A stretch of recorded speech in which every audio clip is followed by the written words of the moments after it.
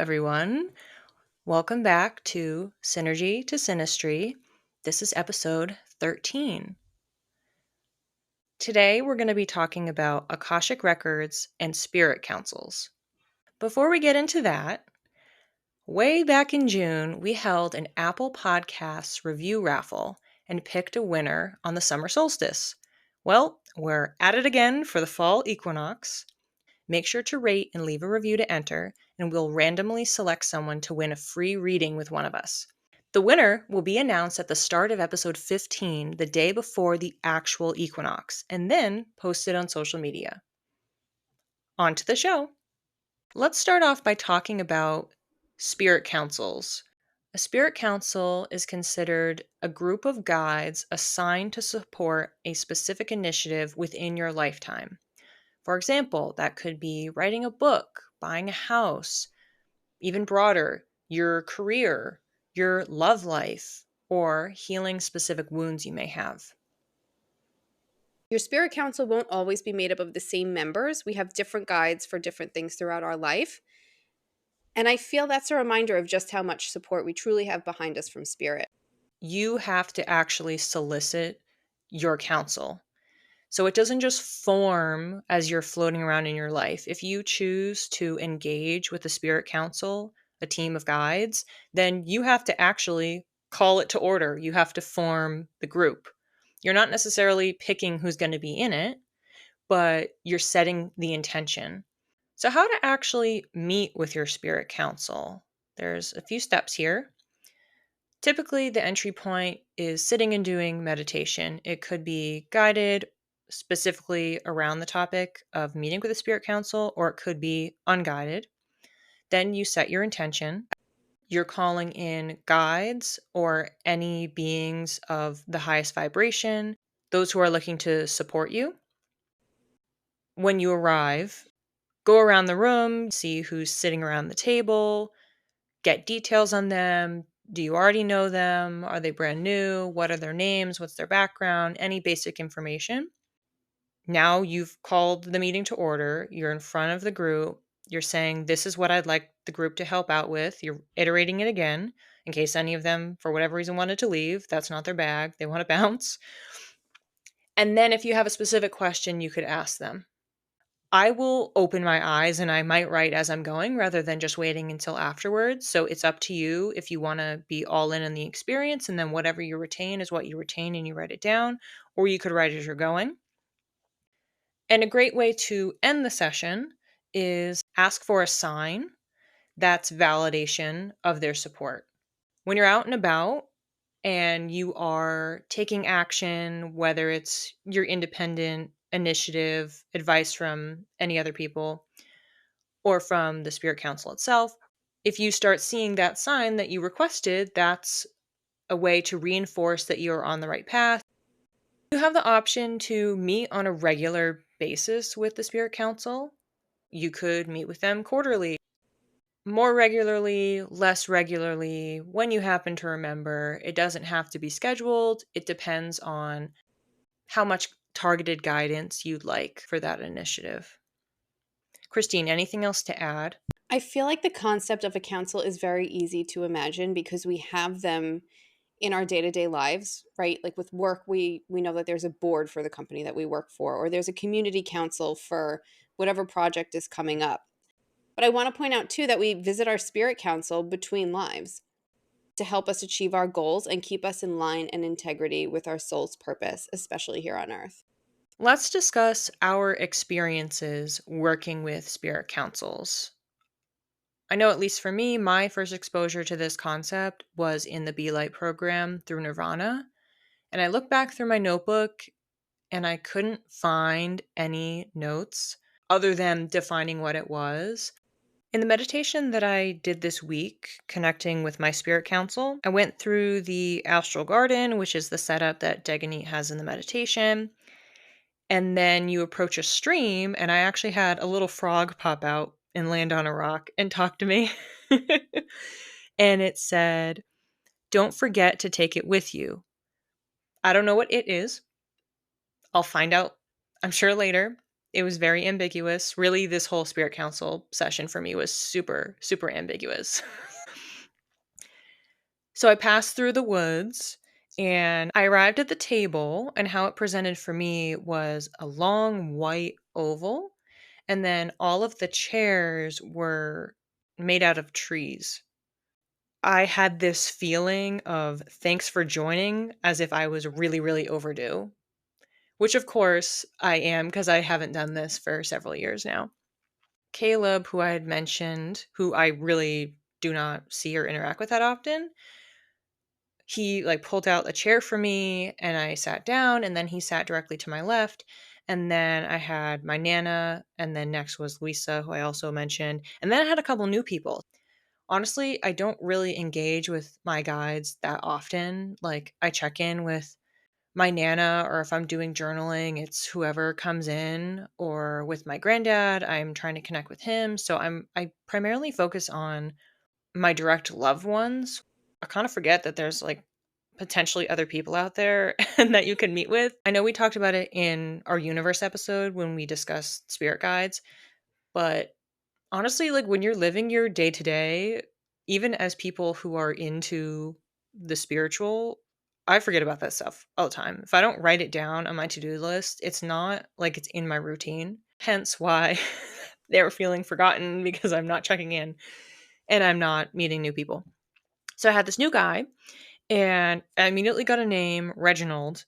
And the impression that I got from him was that he was a high priest from the medieval time. And then the next one was some sort of an angel.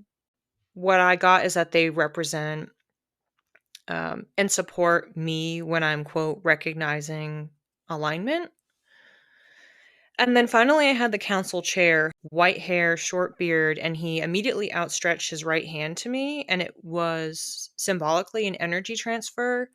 And he said, "Let's bridge the knowledge gap." They wanted a gender neutral name beginning with S. Okay, you're Sam. They said, "We hereby convene this meeting to order for the agenda of purpose." I was like, "Oh, cool. This is official." Like this is like it just felt like an entire scene playing out, similar to when you're doing a psychic reading for people.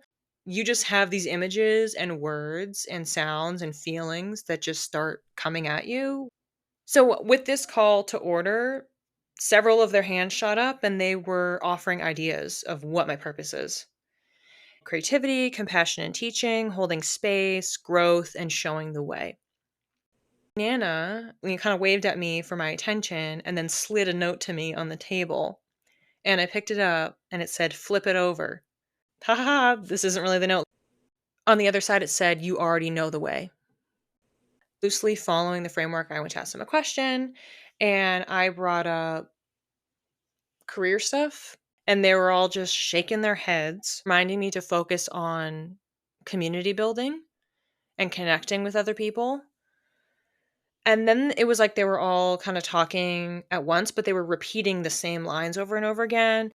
"Don't be afraid, stop the fear, you've got the key in your hand."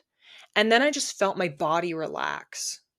"Shut out the noise of others, following the traditional path, because those are tests and it's not about them. I'm forging my own path."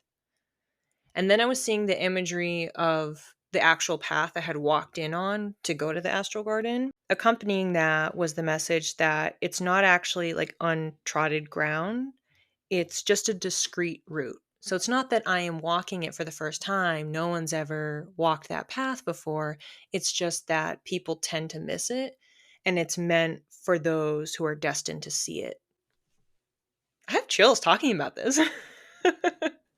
The final message that I got is my calling is, quote, "greater than I've given credit for and far more expansive than my current dreams." With this notion of self limiting beliefs and narratives that we all tend to carry. "Oh, well, I couldn't do that," or "that's not for me," or "I don't belong," or "you're not good enough," or "smart enough," or "talented enough." So they gave me spiritual homework, which was to make a list of aspirations that I have and really try to go big. And then every day for the next 8 days, reread everything and just kind of take a minute and absorb it. And then they said, after the 8 days, come back. Like, they were like, "Okay, meeting adjourned." Like, that's it. I don't know what's gonna happen. Will you update us when you check in 8 days? Yes, no, to get to the other side, 1.77245. I'm just kidding. I'll definitely update you next week because the 8 days is gonna fall before the next time we record. I also did a spirit council visit this week. My council was made up of 5 members, and from what I understand, your council can be made up of any number of members. For some reason, mine is always made up of 5.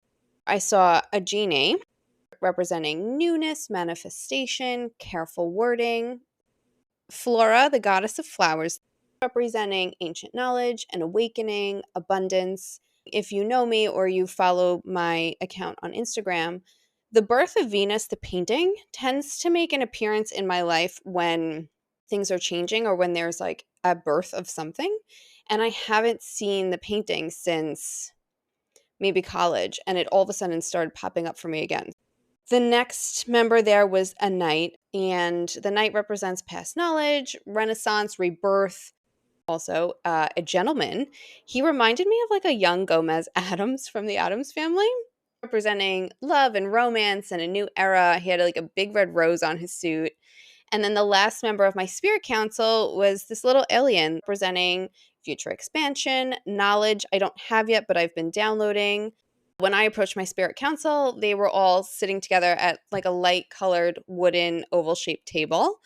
They were excited to see me. And initially, when I was there, they were sort of like apparating and reapparating, almost like they were getting settled for this meeting. When I'm in between lives, my counsel was telling me that the alien will catch me like back up to speed, helping me make the transition from one life to the next. And they were also sharing with me that I need to know that everything's going to be okay, that I'm not downgrading, I'm elevating, and that I've made such a drastic U turn. It's like time and space need a minute just to rework themselves. I'm here to learn to speak up for myself. I'm here to heal and inspire others through my healing.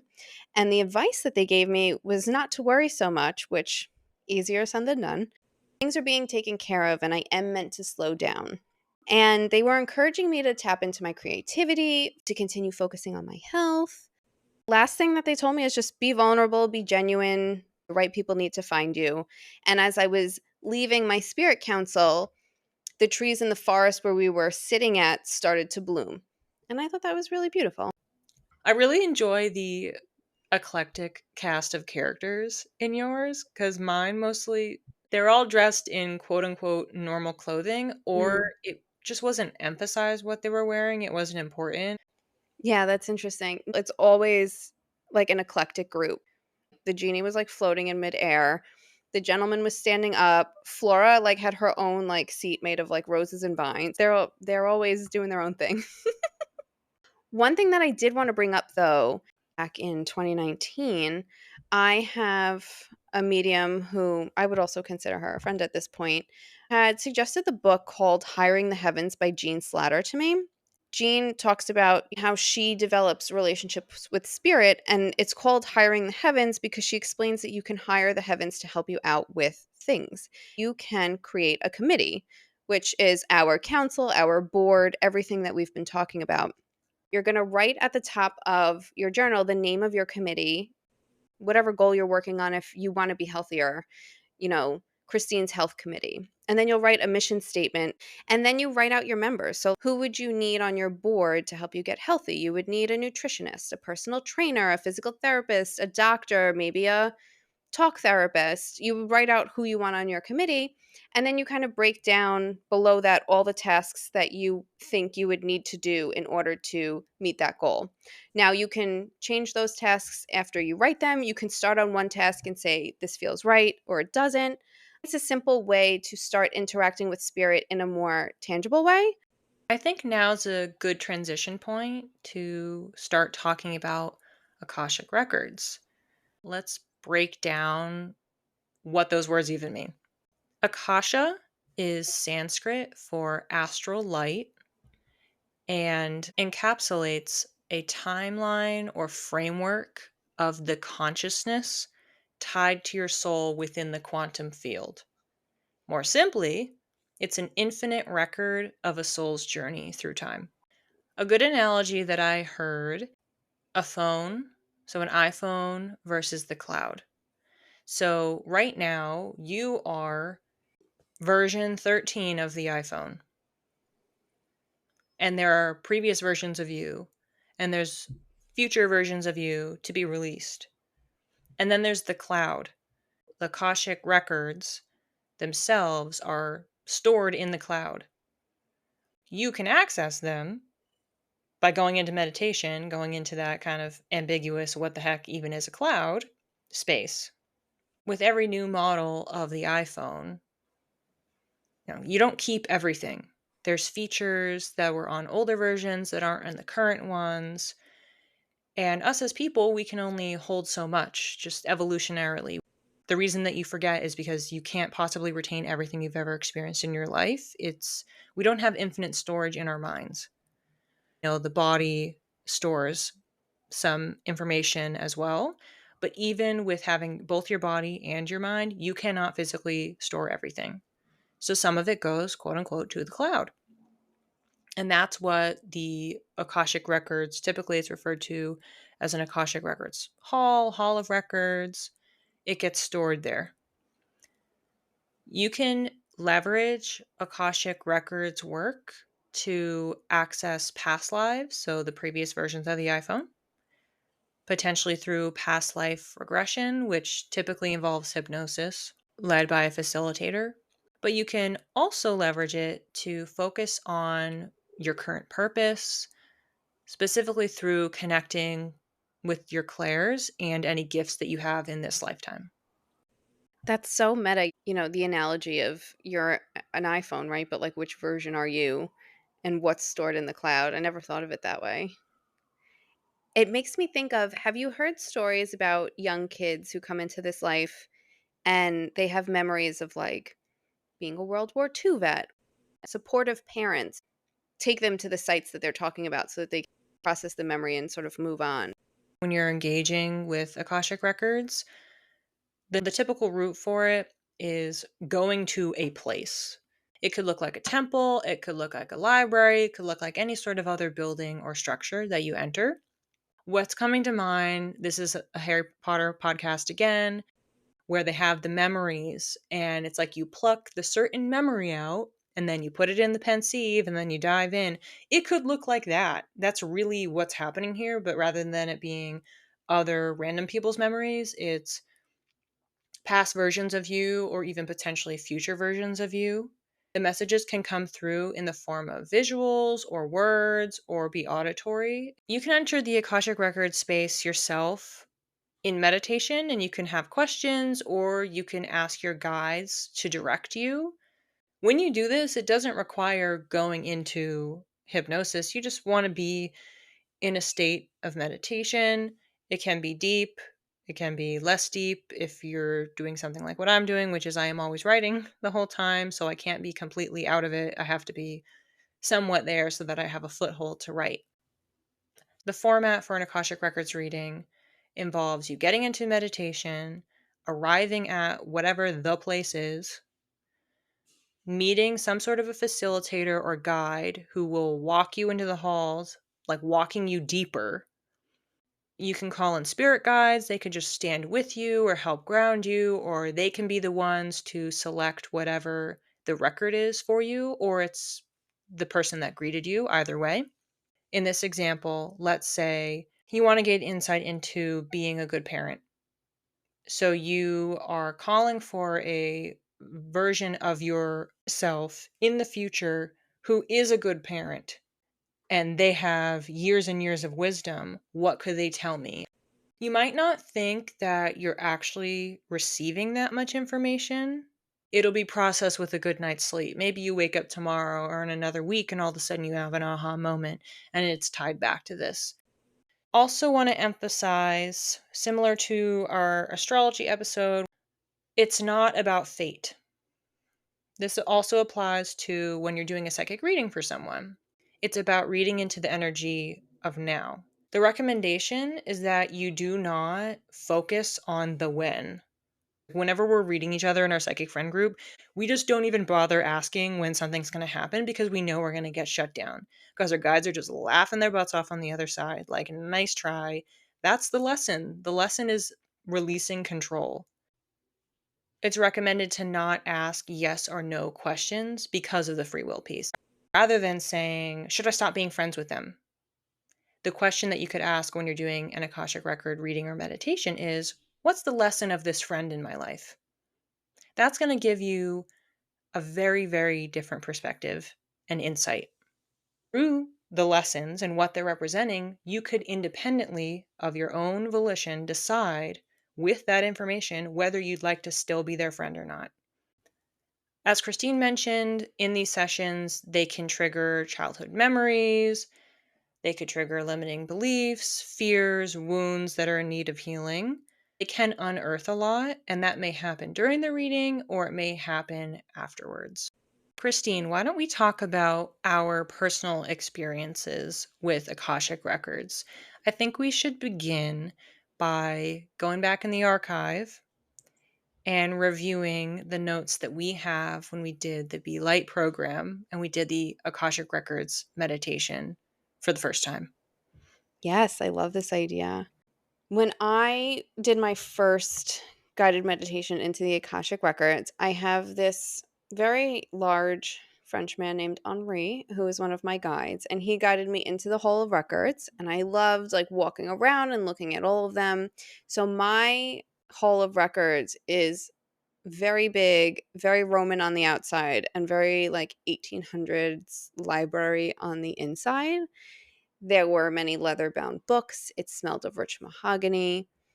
The first time I went in, I let fate choose, what Akashic record would come up, and I immediately forgot it, which is okay because, as we mentioned, your subconscious is still doing the work with the Akashic record. But the second time I went in, I chose a record where I was successful in business. I was a merchant in England, and I would sail around the world trading goods, and I would come home after being at sea for so long, and I had a wonderful family. I was concerned as to whether or not I was part of the slave trade. And what I was seeing in my initial vision had nothing to do with slaves, but I started to panic and sort of ended the reading a little bit early for myself because I was then trying to control what I was seeing. Renee, tell us about your readings while we were in the program. I doubt that you did what I did and sabotaged yourself. What I wrote down was that I entered a garden that was very cartoony, bright colors, lots of flowers everywhere, and that I kept getting the number 23 repeated over and over again. Then entered the Hall of Records, and there was a lilac robed records keeper. And the record that was opened was a past version of myself in Asia in 1096. Didn't you have a past life reading? I had a past life reading with Dagny, which we talked about last week, and it was the Yeah. same thing. She didn't give a year. I did not remember this, but she had read into me in January or something, and she just did a quick past life reading, and it was set in Asia, and it was a really long time ago. Oh my In god. hers, this is just an aside, I was abnormally tall, and what happened was everybody in the village thought that meant I was closer to God, and I had special gifts, and so they would come to me and then think that I could heal them because I had some abilities. I had internal conflict with that because they were putting me on this pedestal that I didn't feel like I deserved.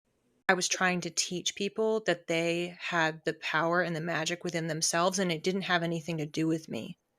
Similarly, I was someone in Asia. It was 1096. And this person had a lot of romantic partners because they were powerful and alluring. When I exited, I felt, quote, incredibly powerful, bold, and confident. I like that. That's so meta. The analogy of you're an iPhone, right? But like, which version are you and what's stored in the cloud? I never thought of it that way. It makes me think of, have you heard stories about young kids who come into this life and they have memories of like being a World War II vet? You go into these and you're like, what on earth could possibly come up? And then somehow the past life or the Akashic record that comes up is related to your life right now. And it just blows my mind every time. So we revisited the Akashic Records again.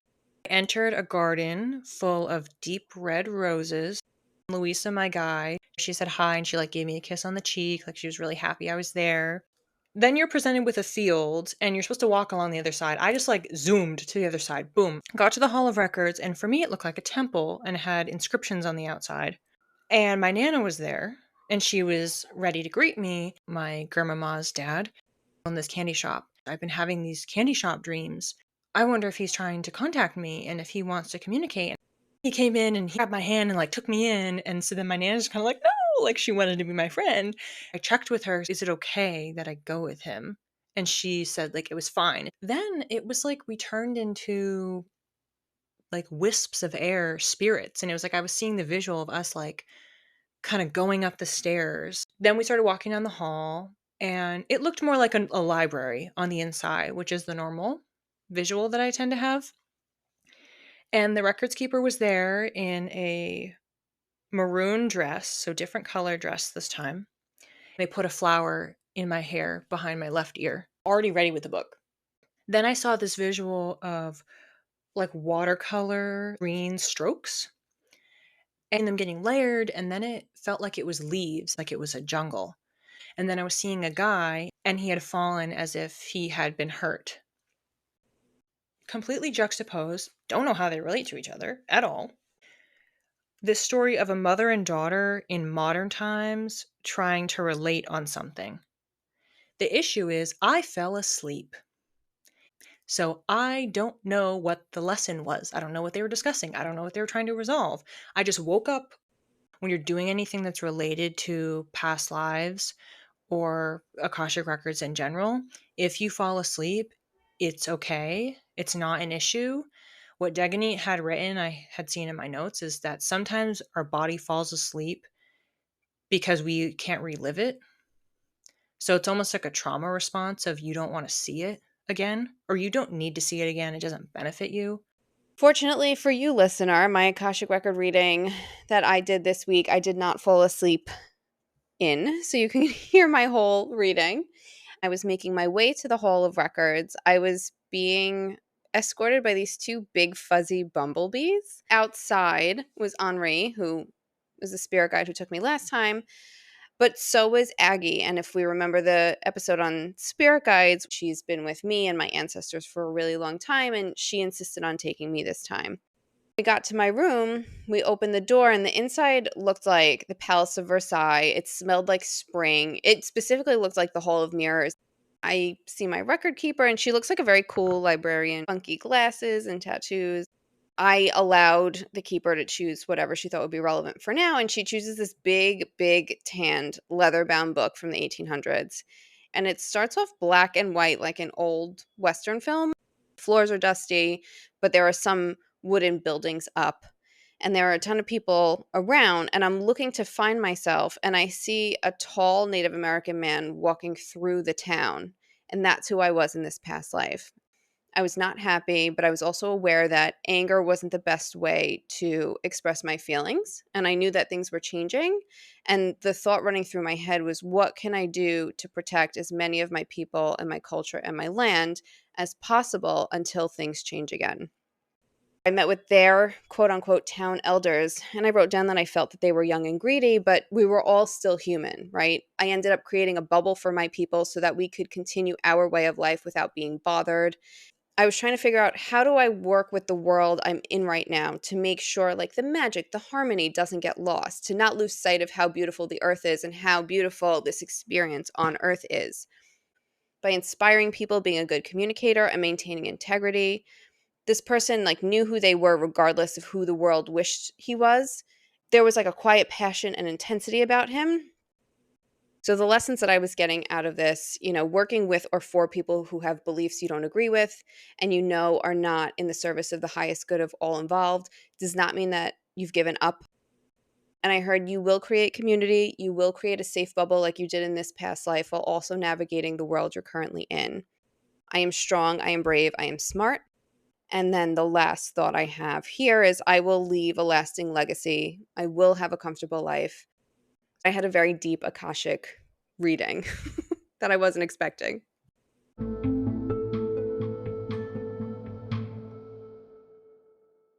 Christine, what did you learn this week? I really like bakeries and cafes, and I went to a new one that I have on my list this week, and it's called Totso. And what I learned is that this pastry called a Totso, Tozzo, it's basically like a brioche stuffed with fresh whipped cream. They put this like pistachio cream on the bottom with like little crunchies on top. Oh my god, it was phenomenal. I had to go to the doctor this week, so I went there after as my little treat because adults should get treats for going to the doctor too. I just finished reading Blink by Malcolm Gladwell. Have you heard of that book? Mm-mm. I've read a few books, audiobooks by Malcolm Gladwell, and I enjoy them because I studied psychology and they're very, research heavy but digestible. I just love when he goes into explaining studies that people are running. Like, I just love hearing about stuff like that. He was talking about FACS, FACS, which is the facial action coding system.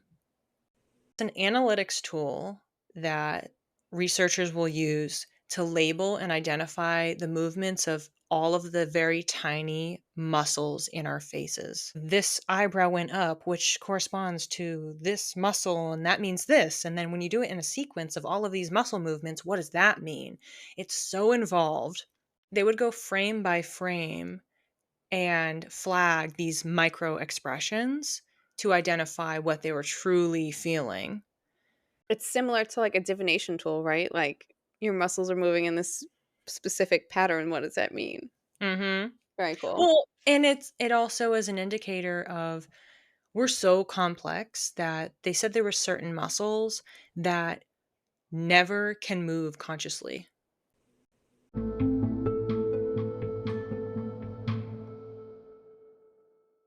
All right, so our channeled messages for the week.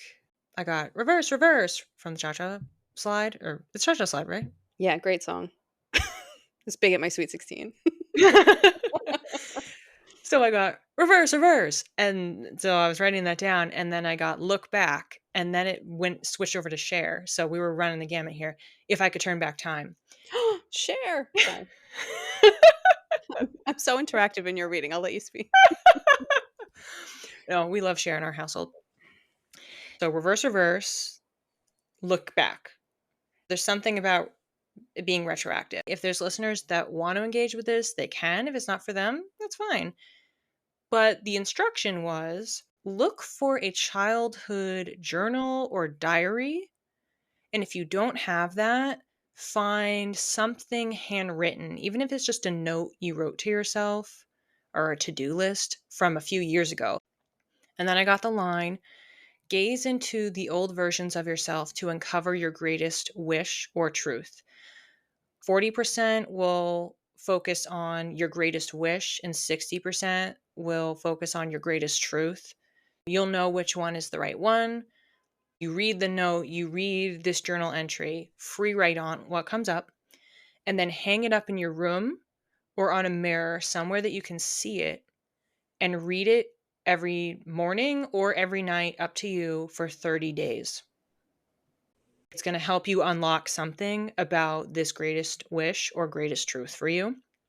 And the mantra I got was, I allow my soul to guide me. Love that.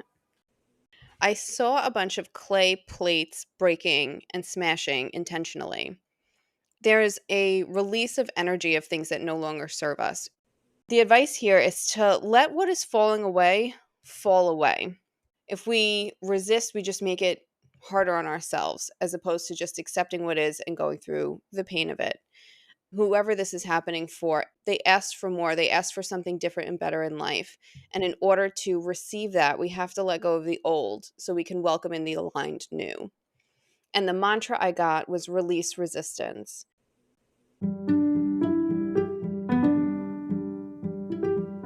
Thanks for listening. If you'd like to learn more, the resources we used to prepare for this episode are listed in the show notes. You can reach me, Christine, at Channeled by Christine with one L on Instagram. And you can reach me, Renee, at _read by Renee, or connect with both of us via email at synergytosynastry@gmail.com. Keep your spirit curious and your aura sparkling. We'll see you when the stars next align. Hi, listeners. If while listening to the series, you found that you have some psychic abilities that you want to hone through the same program that Renee and I have been a part of, send an email to us at synergytosynastry@gmail.com, letting us know you're interested, and we'll hook you up with Daganit, the founder of the Be Light program, and we'll also provide a $500 discount on tuition fees.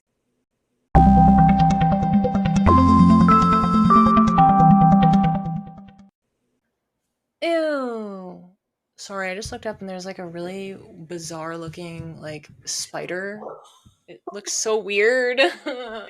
Oh my god, good luck. I wish I had my like zapper. I love that you actually have a fly swatter. I do have a fly swatter. That's amazing. I keep a fly swatter here because I have previously had an ant infestation. Oh, that's terrible. So I would just keep it here and I'd be in meetings and I go while I'd be talking. Ah! Ah! Ah! Oh no! I didn't get it. It fell somewhere. I don't know where it fell. Ah! Oh my god, I I don't hate know where it fell. This is unsettling. This is why you need a cat. I have chills right now. I'm so grossed out for you. Oh, I see something. Ah! Look at the guts. Oh my god.